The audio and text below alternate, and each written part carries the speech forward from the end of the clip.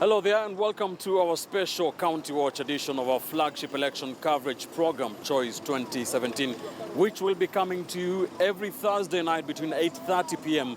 and 9 p.m. This is where KTN News reporters and correspondents will be traversing the counties across the Republic, talking to Kenyans and political stakeholders, covering the political battles and, more importantly, the issues of the election in the way only we here at KTN News can. Our special County Watch edition of Choice 2017 begins right now. I am Ben Kitili. Let's begin in the county of Murang'a and take a look at the gubernatorial race there. And political pundits have said that Kenyans will see politics rivalry between Murang'a South and Murang'a North, as did happen in the 2013 general election. Of course, it will be a very big battle, more importantly, between the incumbent governor, Mwangi wa Iria, and the member of parliament for Kigumo, that is Jamlek Kamau, a Jubilee affair. Our KTN News reporter, political reporter, Murimi Mwangi, begins our broadcast. The chaotic scenes that preceded the launch of Kigumo MP Jamlek Kamau's gubernatorial bid for Murang'a late last year. This after his supporters protested an alleged ploy by incumbent governor Mwangi wa Iria to deny Kamau entry to the venue for the launch. The police gave me the permit to hold the meeting only for the county government to come and pour manure in the field that was supposed to use. They even went further and poured manure in another field where choppers normally run. And clearly that was, an attempt to block me. People are trying to manufacture chaos as a way of trying to gain some acceptability or some sense of being known. If you look at our opponents, they are emphasizing on chaos when we are emphasizing on peace. When something small happens, they say there is chaos. And with less than 6 months to the polls, the battle for Murang'a appears to have shifted to the jostle for the Jubilee party ticket. One thing I would like to tell the Jubilee head office team is that the cost of mismanaged nomination. I am not going anywhere else at all. And I am in this to win. My belief is that I'm going to win. And the reason why I think I'm going to win is because I have my policy. I have the issues that I'm putting to Wanjiku. But also in the race for Murang'a governorship is this man, Moses Ndongo Mwangi, a businessman who will be trying his luck for the second time after losing to Wairia in 2013. Mwaka huu kwa sababu ya vile mambo ya Murang'a iko, nimerudi tena ili nichaguliwe kuwa governor. Kwa sababu mambo yetu hapa Murang'a hapa haiendelei vizuri. Wairia will be banking on his massive grassroots mobilization skills and his government's development track record in the past 5 years, including such initiatives as the One Household, One Cow project, under which he donated exotic heifers to residents. But Kamau has criticized the project. Even after having done all what he's doing, after having unearthed a lot of massive corruption in counties, we still do not see people being prosecuted. This is witch hunt. You want to bake something and then you serve it to Kenyans. I mean, it's not fair. It's not light. Wairia's Kiharu constituency home turf leads in the number of registered voters at 88,000. Followed by Kandara's 76,000. Kamau's Kigumo home turf has 61,000. Wairia has fallen out with his deputy Gakure Monyo. You've known that there are several situations that they've tried to pick my car. They've tried to frustrate me. I've not been having a salary for 2 years. So I did not expect that I would be counted among the failures. We leta mambo ile maji umeweka, ile hospitali umejenga, wale watoto ambao umefundisha. It is widely expected that the choice of 2017 gubernatorial running mates will greatly impact on voting patterns. A lot of people, once they adopt a party, if it is Sabasaba Asili, if it is Asili, if it is a DP or TNA, or like you have seen in the past, then they tend to vote as a bloc. But a series of teething problems facing Murang'a residents, including corruption, resurfacing alcoholism menace, and the dwindling fortunes in agriculture for farmers are expected to feature prominently in the 2017 campaigns. We need people who are sincere, because a lot of leadership, you'll find they are very plastic. They will come and promise heaven that they will never deliver. People have to start listening to the people they represent, the people of the various counties, and do public participation and ask people what is it that they would like to be done. Unajua hapa vijana wengi hawana kazi. Sasa kijana akiona akipatiwa pesa kidogo na huyu mkubwa akipatiwa pesa kidogo anaona hai na apewe pombe kidogo analeta vurugu. Hapa tunakuwaga na shida ya borea na madawa iko bei kali sana, tukashindwa na kununua. Na ndipo unapata watu wa hapa saa hii wanarudia kashi ya kufuga juu ng'ombe iko juu kusida kahawa. Now, with the political premium of the gubernatorial position rising by the day, and with most aspirants eyeing the Jubilee Party nominations, the credibility of the process will no doubt be a crucial determinant of who becomes the governor here. Muremi Mwangi, KTN News, Murang'a County. Muremi Mwangi for us in Murang'a, thank you. And remember, this show is not only about the political battles, it is as well a show covering the issues of the election in 2017, issues that matter to Kenyans as they prepare to elect their next set of leaders. Let's now go to the county of Wajir. Water is a very important issue for the residents of the county of Wajir. KTN News Deputy Managing Editor Ilan Wanjiru just returned from the county of Wajir and now reports on the county government's solution when it comes to water. In Griftu village, Wajir West, in the county of Wajir, the quest for water is a communal affair, from men to women, even children, young and old, all in efforts to get the precious commodity. For years, water was a perennial problem for Wajir residents. However, in the past 2 years, the distance to the water points has shortened considerably. Most of them were used to trekking long distances in search of water. But now all it takes is a casual stroll to the water kiosk located at a central location. And for the families here, water supply is guaranteed, as long as they possess a special plastic card. A card that unlocks the automatic teller machine, a water ATM. It's an interesting concept that actually originated from Wajir County, an ATM that dispenses water instead of money. It is a concept that has now been borrowed by a couple of other counties, including in some parts of Nairobi. At a cost of 2 shillings and 20 cents for a 20-liter jerrycan, the card holds enough money to pay for 40 such jerrycans. It is topped up at a designated agent in Wajir town and also at the town offices of the Wajir Water and Sanitation Company. A very welcome luxury for most of the families here. Nachukua mbili na tunzwa kama dawa. Hiyo maji ya banda hata zingine kuoga na kuwa hatari. Unatunza sana, lakini wakati hii sasa tunaoga, tunafua, tunakunywa maji mzuri. Unaona mambo yetu imekuwa mzuri kabisa na tunashukuru sana. Each water kiosk serves a minimum of 100 households and has the capacity to provide enough water for 200 families. Kisima mbali, kamba, alafu na shota, ikishota muongo. Wengine kama watoto hivi na wanakufa ndani.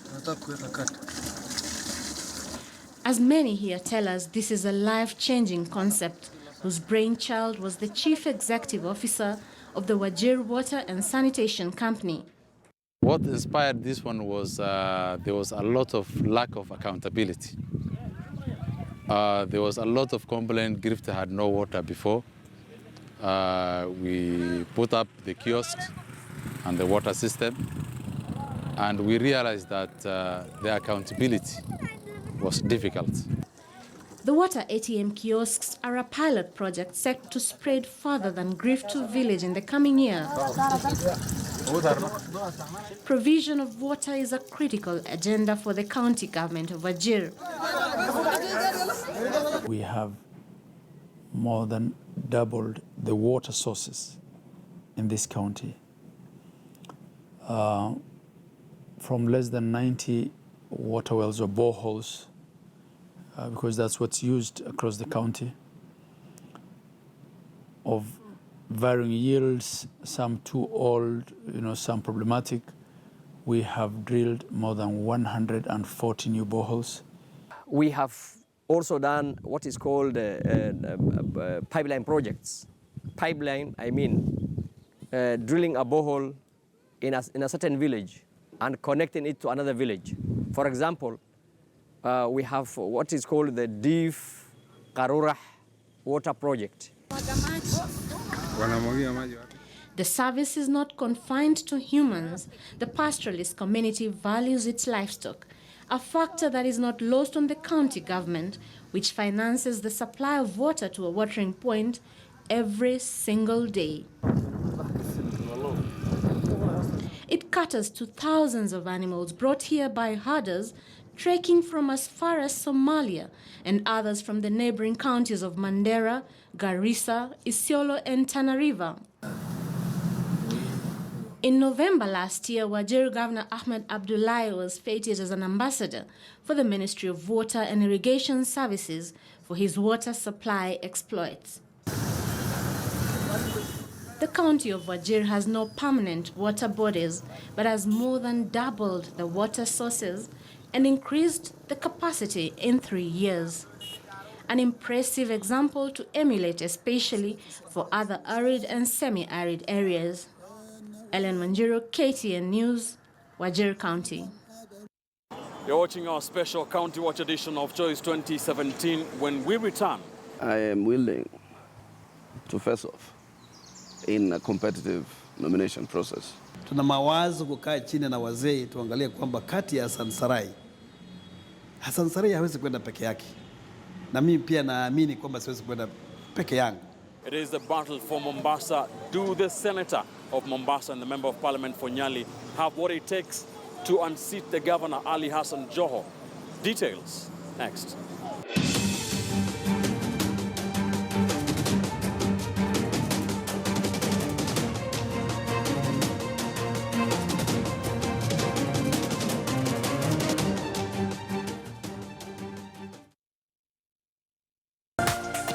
This is KTN News.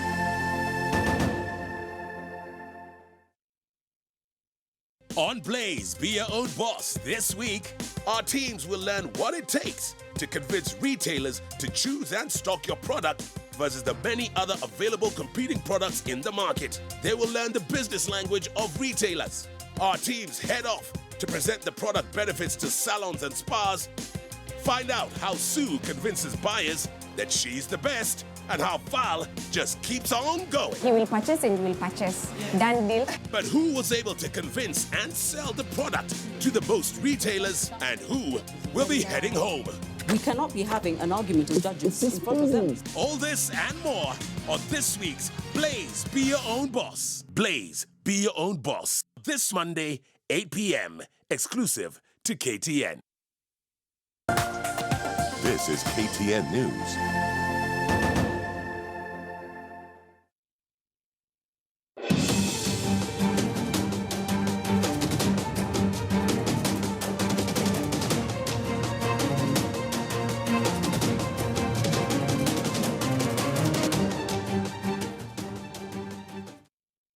Welcome back. You're watching our special County Watch edition of Choice 2017.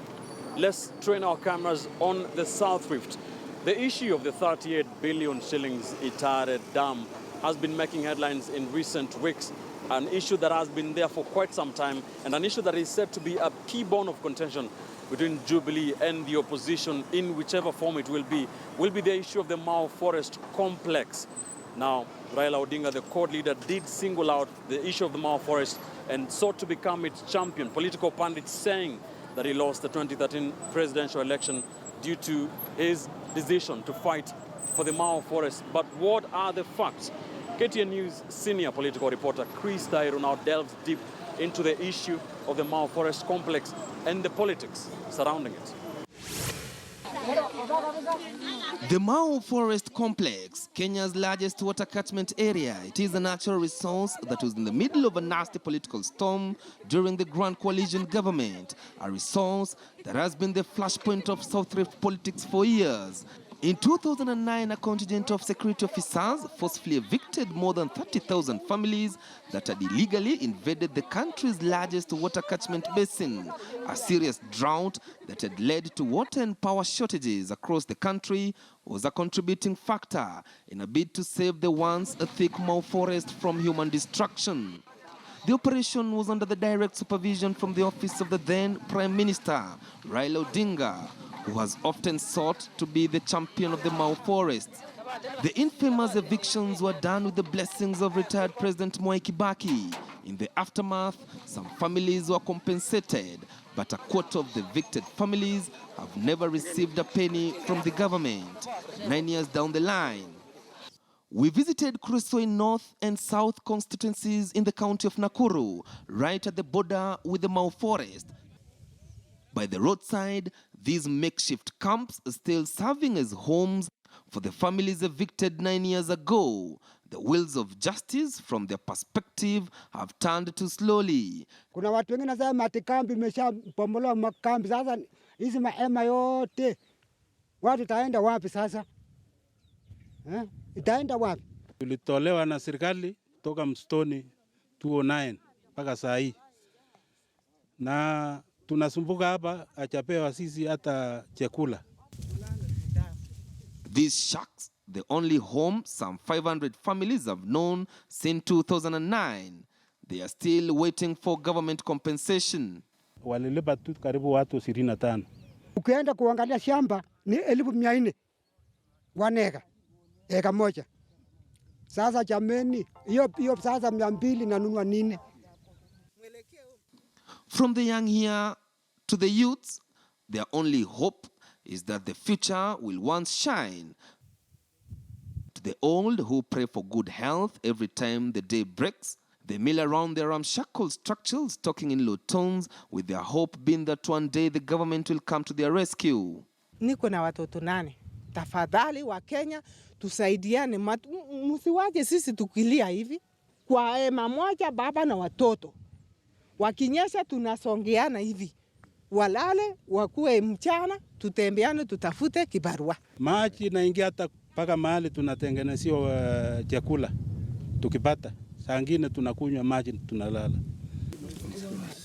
Inside their makeshift tents lie the bedridden ones. Due to lack of medicine and proper feeding, they have no choice but to sleep both day and night, while those in good health are left to tarmac looking for manual work. Watu naumia kabisa, wengine nagonjeka, wengine nakufa, wengine nalala bure. Hatupati kibarua na tuko na watoto tena hawaendi shule. Sasa tunaomba serikali kabisa, tunaomba huyu president wetu Mheshimiwa Uhuru na Ruto angalia sisi kabisa. Political pundits argue that the eviction of the Mau families under the supervision of Raila Odinga really dented his political popularity in the South Rift in the run-up to the 2013 general election. The opposition, however, led by Raila Odinga, has been eyeing the South Rift in a bid to have a go at what is perceived to be a Jubilee stronghold. The fact that these Kenyans are still here 4 years down the line since Jubilee government took over the reins of power points to a possibility that the Mau forest could still be a key issue of the 2017 general election, especially in the South Rift. For the last 8.5 years, the 561 Kenyans have known this to be their home after they were evicted from the Mau forest. And their only hope and prayer is that the government will hear their cry and relocate them to a safer place. Chris Tairo, KTN News from Kuresoi North. Chris Tairo for us. Thank you, Chris. Let's now move over to the coastal strip and focus on the gubernatorial race in Mombasa. Governor Ali Hassan Joho will be facing competition from businessman Suleiman Shahbal running on a Jubilee ticket, as well as the Wiper duo, one of them, of course, between Senator Hassan Omar and the Member of Parliament for Nyali, Hezron Awiti. Jubilee claimed to have made inroads in Mombasa since 2013, but political analysts say it will be a battle between ODM and Wiper, who between Awiti and Omar will be giving way for the other, given the fact that Senator Hassan Omar is the Wiper Secretary General and Awiti is the Wiper Treasurer. Just what gives? Francis Mtalaki reports from Mombasa. Largely considers an opposition stronghold, pundits have indicated that the Mombasa Governor Ali Hassan Joho could need to worry about the Wiper Party aspirants as well as more than the Jubilee challenger, businessman Suleiman Shahbal. They're trying to align the numbers. How well will it work?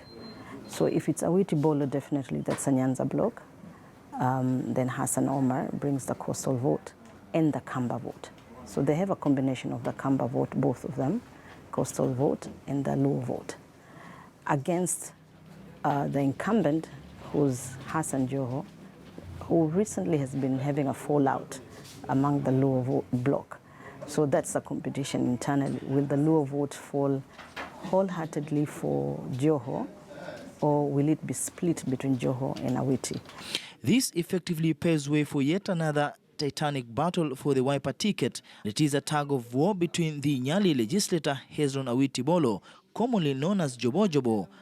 The two have been locking horns in major rallies here in Mombasa for months now as they seek to convince Wiper voters that they have what it takes to unseat Joho in the August polls.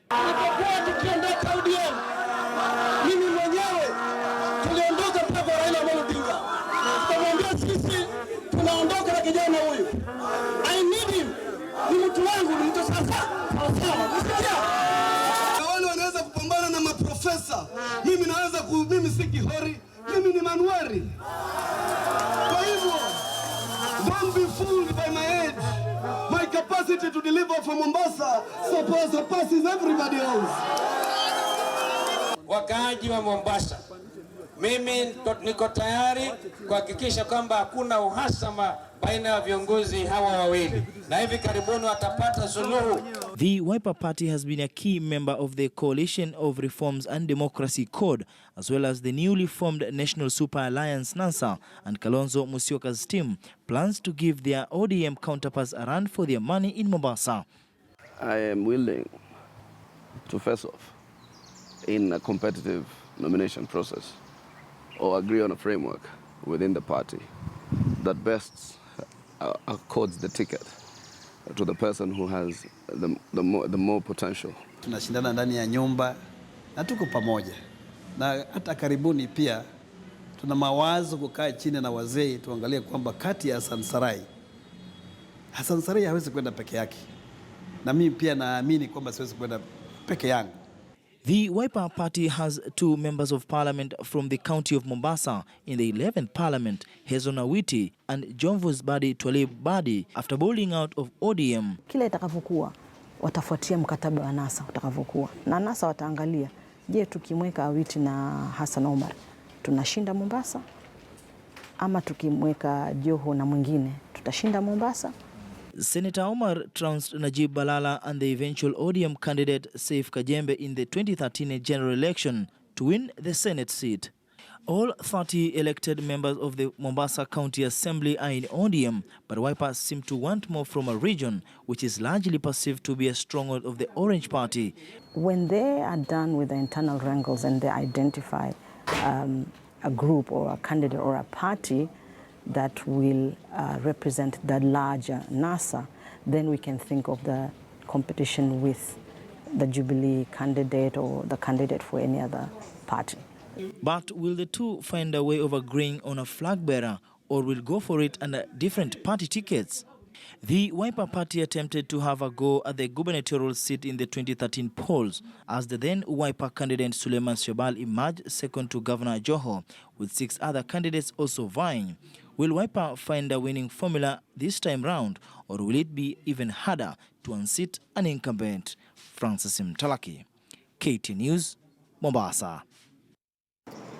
Also, we leave it for our special County Watch edition of Choice 2017. This broadcast will be coming to you every Thursday night from 8:30 p.m. to 9 p.m. For all of us here at KTN News, I'm Ben Kitili. Thanks for watching.